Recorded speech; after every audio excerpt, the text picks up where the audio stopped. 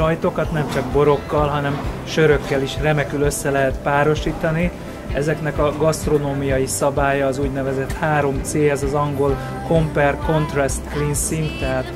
párhuzam, ellentét és letisztításból eredeztethető,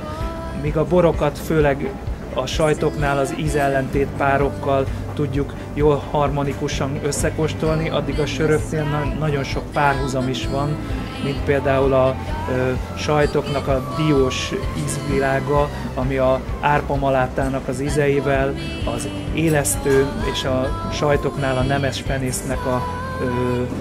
ízvilága, illetve a kesernyés érettség a sajtoknál a komlónak az ízvilágával nagyon jól párosítható, illetve hogyha több sajtot több sörrel kóstolunk össze, akkor nem elhanyagolható a sajtoknak, a söröknek a frissítő hatása, hogy az egymás után következő sajtok előtt a sörök szépen letisztítják az ízeket. A teljes ízpalettát végigkóstolhatjuk, a világos, könnyű söröknél a lágy, krémes sajtokat, illetve a nehezebb söröknél az egyre fűszeresebbeket, míg végül a igazán nehéz, fekete, súlyos, alkoholos söröknél